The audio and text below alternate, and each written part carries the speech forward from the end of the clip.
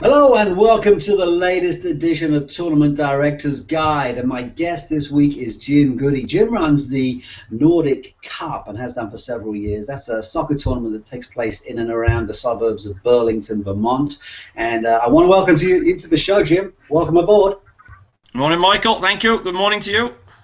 And we're going to talk a little bit about the Nordic Cup, and what we always do when we start these interviews is we just give our guests an opportunity just to introduce themselves, give us the Cliff Notes version of who they are, what they do, what their tournament's all about, how many fields, how many teams, all that good stuff. So tell us a little bit about you, and then tell us a little bit about the Nordic Cup.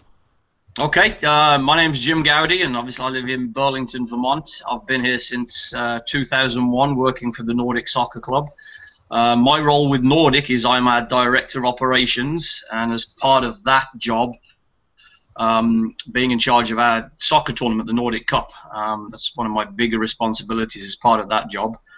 So regards the Nordic Cup, 2015 will be our 18th annual Nordic Cup. The first 8 years of Nordic Cup was held at Middlebury College, which is about 45 minutes south of Burlington. And then we were very lucky, in 2003, there was an outdoor soccer facility that we were part of, closer to Burlington in the Essex Junction area, where we've got 13 soccer fields. So 2003, we decided to move the Nordic Cup up to the Burlington area, and with other schools and other parks and facilities, we're now up to where we're using 9 different locations for Nordic Cup. It's grown now that we've moved up to the Chittenden County area. It's grown. I believe when the tournament was down in Middlebury, we had to limit it to about 150 to 160 teams, just because of the amount of fields that we had down there at the time. But then once we moved up to Chittenden County, to the Burlington area, we were at about 200 or so teams 4 years ago, and probably the big changing point for us was 2011, where we started using the GOT soccer system for registration and for scheduling, and we've gone from just under 200 teams to last year 2013, where we peaked. We had 265 teams. And then this past year, 2014, we had 256 teams. So that's a pretty big tournament, certainly by Vermont standards. Are you the biggest in the state?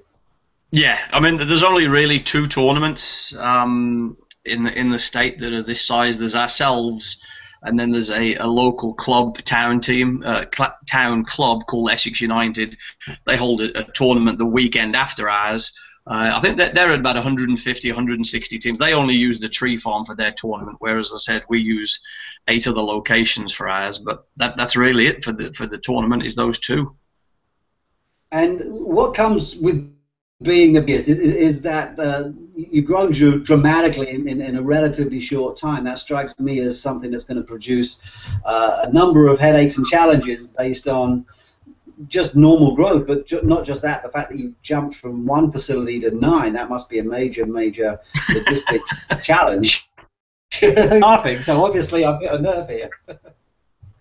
Well, no, so I mean, that was the big thing, when we decided to go with GOT Soccer, they told us, to expect a 25% increase in the amount of teams that we were going to be in Nordic Cup. And so now, 2011, I think we were at 100. Excuse me. I guess there's more of. No. I mean, their claim, is that there's more of a reach. You're going to get more exposure, and then another piece of that is, you've got all these teams out there that want rack up these GOT soccer points, and that's the attraction, I guess. And our state association had signed up with GOT soccer. So it's kind of just a natural follow. It's just so much easier regards to the registration process, because as long as your teams are registered with GOT Soccer, all of the player information is in the system, and it's just so much easier from a registration point of view if you're a team applying for Nordic Cup, or in our case, if you're the club that's hosting the tournament as well. So does every tournament that jumps in with the GOT Soccer system, do you automatically become part of that whole GOT Soccer points system, or is it something that you can opt it out in of an No, outdoor. That's a fairly controversial concept, the idea that you get these points and platinum tournaments and gold. right. I agree. I agree, and it is, but it amazes me. I'm not joking. So our tournament finishes on a Sunday. I will have emails on a Monday from coaches, team managers, and parents that have done well that weekend. And if, God forbid, I should have the wrong score down, or I've said that, you know, just this team won and this team were finalists or something, they are emailing me the next day and they are saying, you need to post the right score and we want to claim our points and stuff like that. You'd be amazed as to how serious people are into these got soccer points.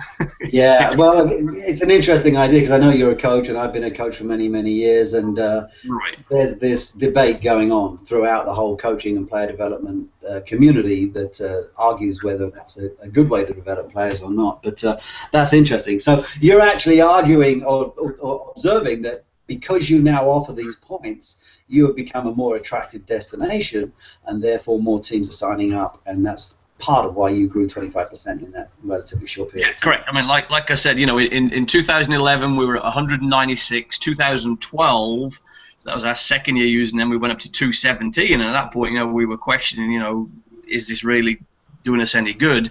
But then 2013, we went from 217 to 265 teams. You know, wow. So that's where we saw, you know, the benefits of signing up with Got Soccer. You know. Now, is that as big as you can grow, or do you have capacity to grow further? Well, it's an interesting piece. It really is. Our biggest headache is not fields.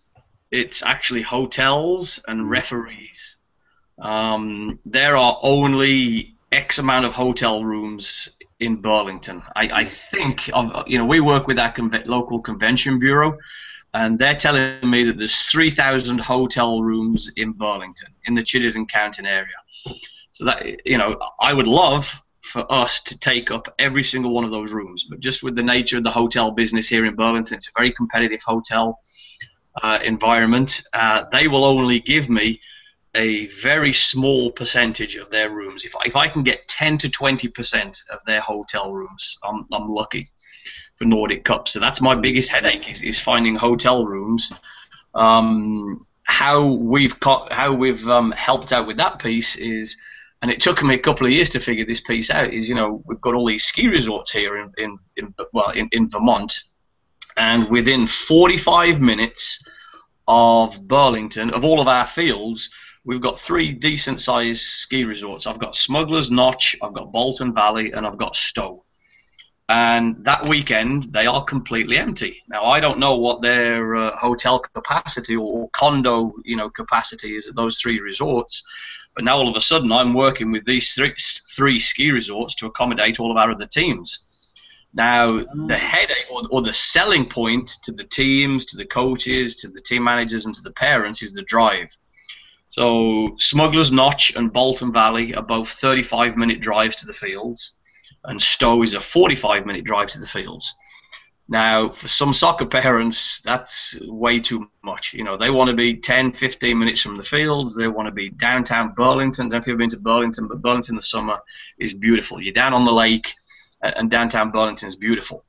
But, you know, trying to convince these teams now, right, you're going to drive 35 or 45 minutes to the fields from your hotel, but once you're at your hotel, you're up in the mountains, and the scenery up there is unbelievable. And I've been to Smuggler's Notch, and I can tell you that's an appeal right there. I got to tell you, that's a fantastic place to stay.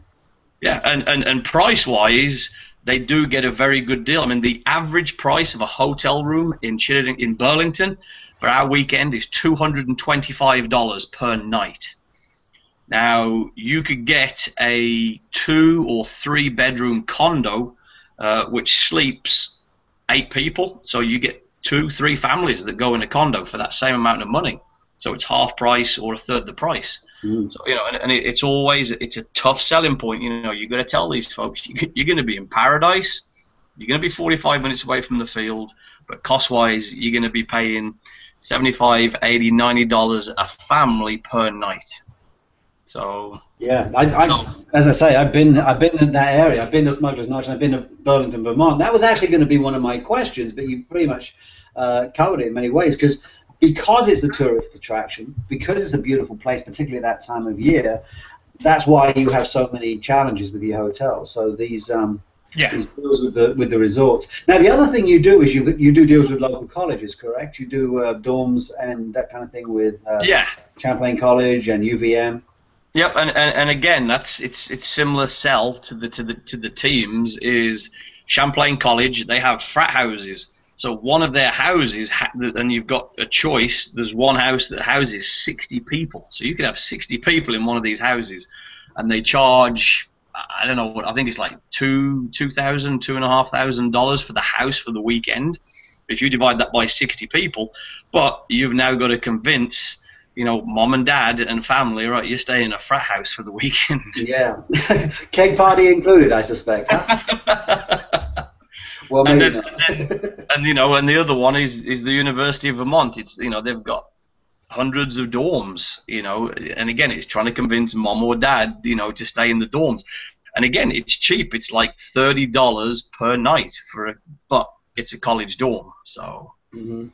Now, you are one of the things about your location, although it's a beautiful place, is that it's a fairly long way from any major population centers. Do you have a tough time, forgetting the hotels and the accommodation challenges you just described, do you have a tough time getting folks to sort of just come, because it's really quite a long way to go? To be honest with you, everybody that comes to our tournament, and we've got a lot of repeat clubs and teams that come down to us, they just love Burlington. They don't mind. We've got a big group that comes in from the Albany area. I think we probably have 60 or 70 teams. So that's like 20% of our teams come from the Albany, Clifton Park area.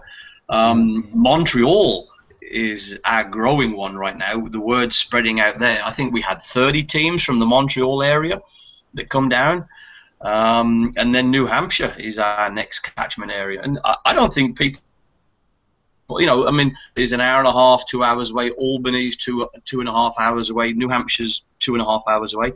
I don't think people mind that 2.5 hour drive to come to a little bit of paradise up here. Well, and plus a very well respected tournament, so I'm sure that helps enormously. Right. You mentioned Montreal. That was also going to be one of my next questions, because when you look at a map and you look at the major population centers, the closest one you have happens to be in a different country. So what are the challenges and opportunities presented by Montreal? Is it easier to get teams to come across the border? Is it harder? Are there paperwork issues where they have to get more elaborate permission to play type deals? Those kinds of issues. Tell me about those. I think the biggest problem is for the Canadian teams, because we have to have a permission to travel form from them, from their province association, but that's all paperwork that they have to take care of. And I think the youth soccer system in Canada is a little bit tougher than what it is down here, because every time when a new Canadian team plays in Nordic Cup, they're always asking me about player passes, player cards, game reports, permission to travel forms, and I'm like, listen, you show up on Friday night, you register your team, I need a copy of your roster, I need to see your player passes, and then I need that permission to travel form. And then we have our own Nordic Cup waiver form, and their answer to me is like, wow, that's it? And I'm like, yeah, no problem whatsoever. So and I think to some extent that's why it's growing in popularity amongst the Canadian teams, is just how easy we make it for them to play in our tournament. The other tough part is always trying to figure out, because they do calendar year up there, birth year. So, with the US youth soccer, we're August 1st to July 31st, whereas up there, they're January 1 to December 31. So they might be U13s up in Canada, but they're U12s or I always have to. I always get that messed up with school too. No, I know. It's like the ODP, they do it calendar year as opposed to August 1. So, always making sure that they fit in at the right age group. And I'll actually tell you a funny story from Nordic Cup last year. So I guess this is a cultural thing. So I was at our fields last year, and a parent comes up to me. We've got parent volunteers that are field marshals. And she comes running over to me, and these Canadian parents were drinking alcohol and smoking cigarettes whilst watching their kids play soccer. Yeah, not the sort of thing that happens on a typical, tournament in this country, but particularly since most of them take place in high schools and those kinds of things. Right. Now you've got this history of working with colleges, You also have a sort of a showcase aspect to your tournament because you have like 30 college coaches or so show up each year to sort of recruit and scout players. Talk to me a little bit about that. How is the history of working with colleges, whether it be on the playing side, whether it be Middlebury College, St. Michael's, I gather you still play on their fields, and at the same time you've got these accommodation deals, and you have these college coaches coming. Is there a history there that other tournament directors can learn from? Well, the initial Nordic Cup, like I said, was down at Middlebury, and before it was called Nordic Cup, it was called the Tom Lawson Tournament. Tom Lawson was the AD at Middlebury, but obviously once we moved up to Burlington, that's when we changed the name of it to Nordic Cup. But I think from a college perspective, and this was after, I never realised this piece, but from a college perspective, it's good for those colleges. So the colleges we use right now, we use University of Vermont and we use St. Mike's. Those are the two local facilities that we use.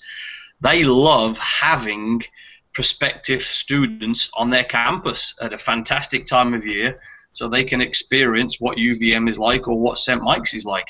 And we do work with those college coaches.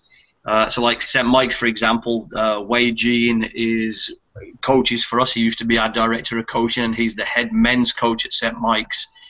So part of his insistence when we worked with St. Mike's that all the older boys teams play at St. Mike's. So our 16, 17, and 18 boys teams all play at St. Mike's. So from a St. Mike's perspective, all of a sudden now you've got all these high school sophomores, juniors that are playing there, seeing their facilities, and St. Mike's is a fantastic facility as well. So we're bringing potential students to their campus, so they're all for us having it on board. And it's the same at UVM. We have the older girls teams playing at UVM on their game field, on Virtue Field, and again, from their perspective, they enjoy having us there. And as far as attracting college coaches to the event, do you sort of go the extra mile to sort of spoil them and make them feel welcome and attract them from that perspective? Yeah, I mean, so like I said, we have those teams playing at those specific locations. So from if you're an older boys, if you're a men's coach, all of our older boys, 16s, 17s, 18s, bang, bang, bang, you could sit in the middle of one of the three fields and just watch what you're watching there.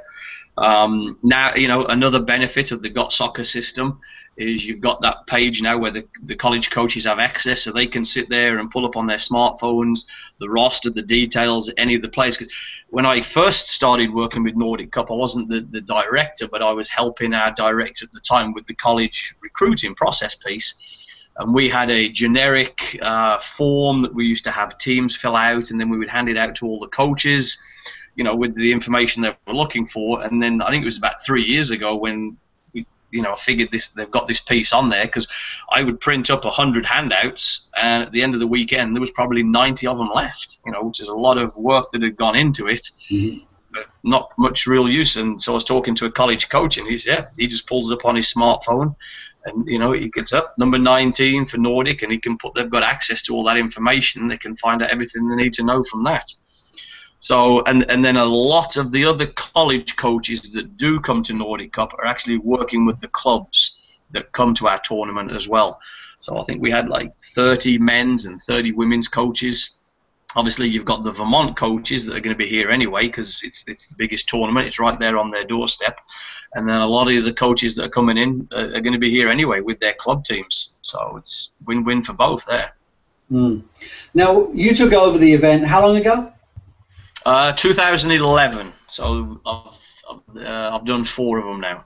And when you took over, it was already a well-established event. Did you feel a need or a compulsion to sort of stamp your own mark on this event, or is really the challenge when you're running an event that's been going for 15 years just to keep things going and keep the ship even? How do you sort of take that challenge when you sort of took over the whole event?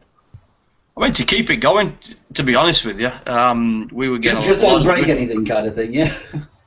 Yeah, exactly. Well, but also, like I said, between 2012 and 2013, we went from 217 teams to 265 teams. So, could we still maintain a high-level tournament and keep all of our existing and new teams and clubs that were coming on board, keeping them all happy, and at the same time the increased number of teams in there, and the feedback that we get every year from the I don't know if you've ever been to the Tree Farm facility. It really is. It's a fantastic facility, and every time we come in, the clubs are just like so thankful that it's a well-run tournament.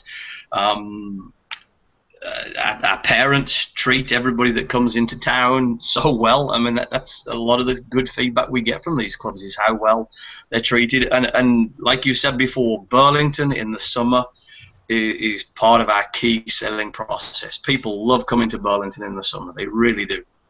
Yeah, I've been there myself at that time of year, and it is a beautiful area. We always wrap these things up, Trevor, with a couple of quick fire questions, and we ask these of everybody. So I'm going to ask them off you quick hand and just give me as much information or as long and involved an answer as you feel appropriate. Number one, looking back over the years, what's been your biggest challenge running the tournament, and how have you overcome it?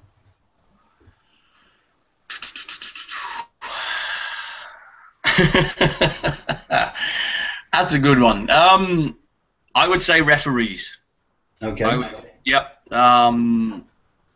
Is there a solution to that? Can you bring them in the same way you bring college coaches in? Can you bring them in from Montreal or other places like that? That's what we do. That's what we've done. I mean, we reach out. We've grown now to where we're at 265 teams. I can't remember how many referees that we need, but this past year, our referee assigner actually did a very, very good job. Between himself and myself, we reached out to the New Hampshire, New York, and Canadian referee assigners, and basically we pay for them to come down here. We put them up for the weekend, and it's free food for the weekend, and we work their socks off. We really do. So so that was probably the toughest part, but also maintaining the quality of the refereeing as well. Obviously, now that you're a bigger tournament, you need more referees. There was a time where we were using a lot of youth referees that were first-year referees, and that was probably a mistake on our behalf. We were throwing them at the deep end. There can be some very competitive teams out there, and we kind of threw these first-year referees at some of these environments that they weren't quite ready for.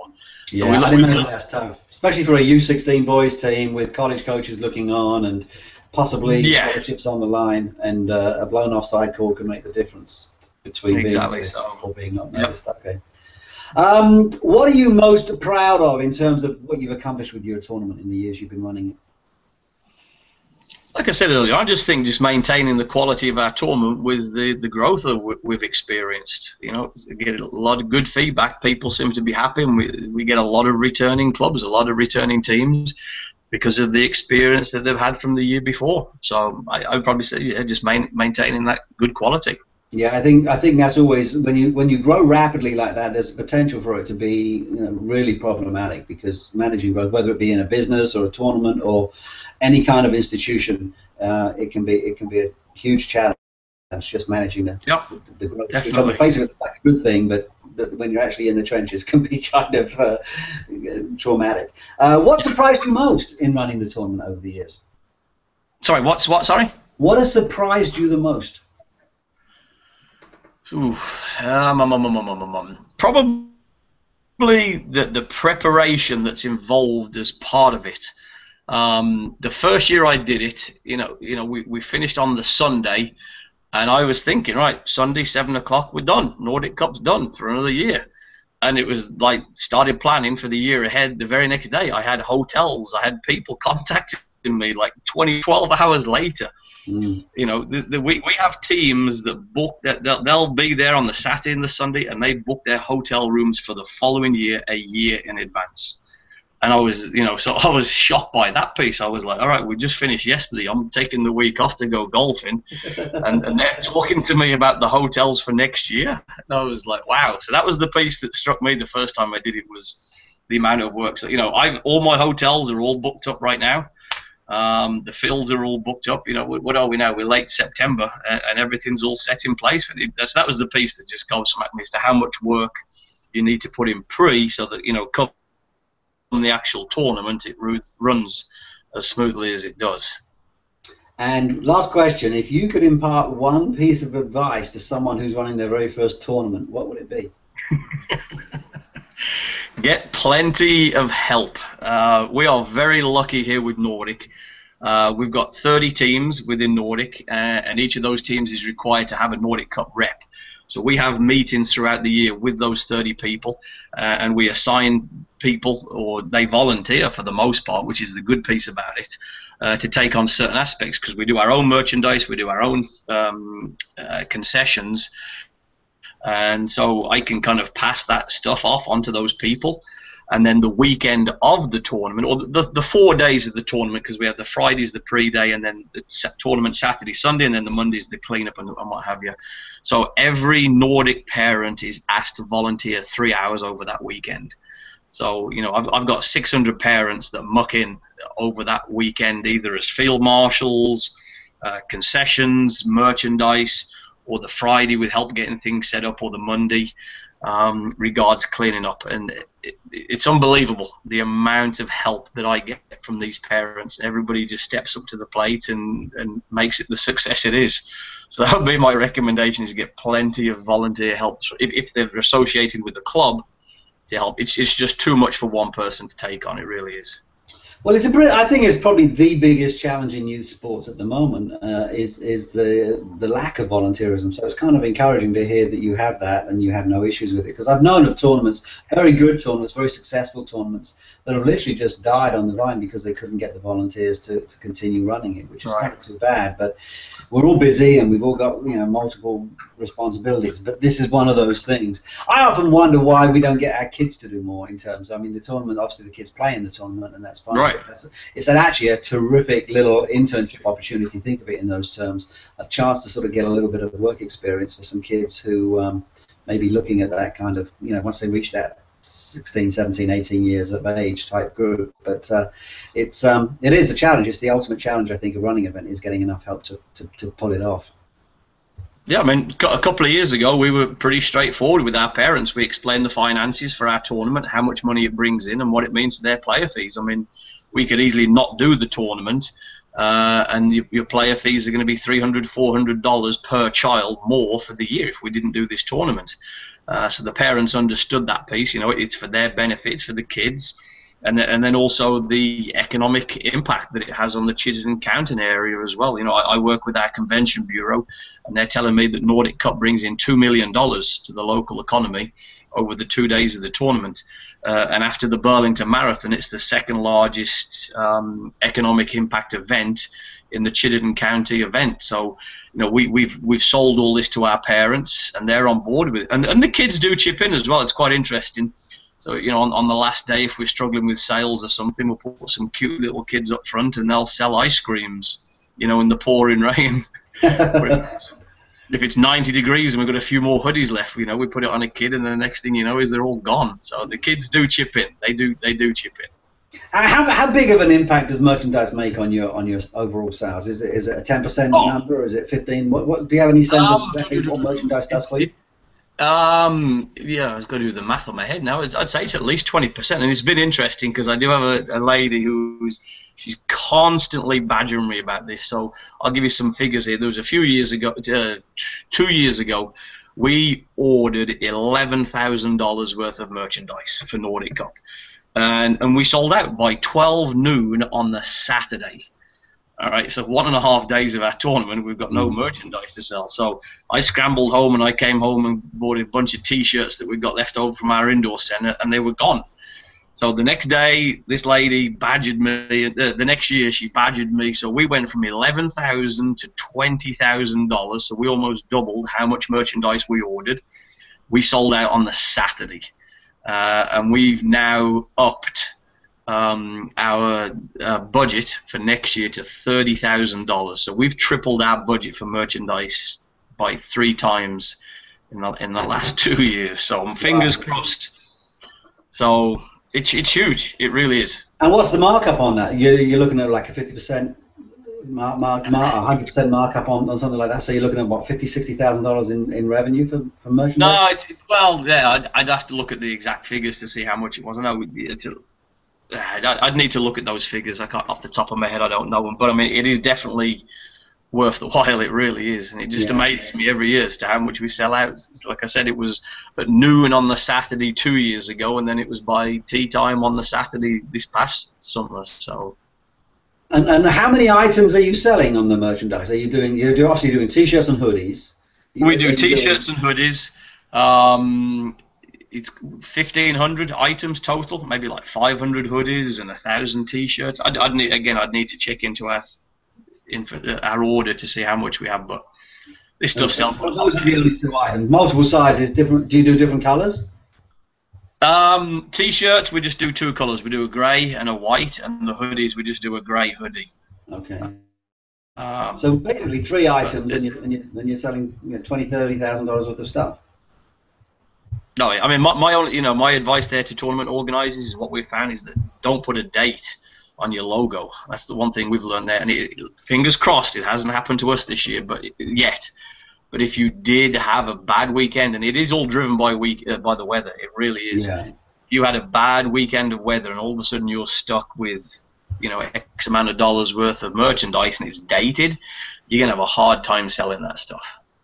Do you sell? How much of your merchandise sells prior to? Do you have? I see you have a pre-order form on your website. Yep. We do a pre-order, and this year, I think it was about 40% of our stuff was done in the pre-order. Oh, wow. I think what it was people that had, like I said, we've got a lot of returning clubs, a lot of returning teams that come, and the previous year they, had just showed up on the Saturday, come lunchtime, and we sold out. So that's got more popular as people have figured out that we're selling out as quickly as we do. Mm-hmm. So, like I said, I think it was close to 40% on the pre-orders. Now, what about after the event? Do you have any post orders? Do people come back and contact you and say, I tried to get a T-shirt, but I couldn't. Can I order one now? Yeah, we do. And our dealer is We Got Soccer, so I've been talking to them about that piece. But it would need to be a significant size order, regards from a costing, with all the printing that they need to do and what have you, to make it worthwhile for everybody. So. Like I said, we've tripled our order in the last 3 years. So our hope is that we're gonna fight. It's a test. You got to kind of figure it out as to what's the perfect number that you need to order every year.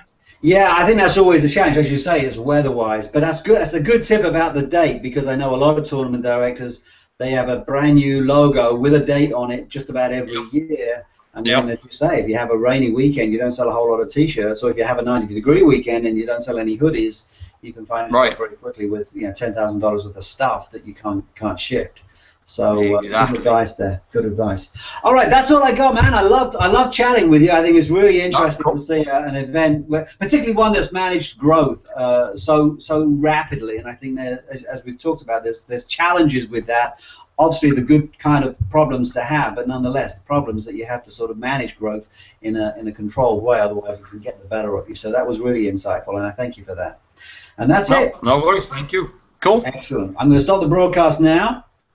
Okay.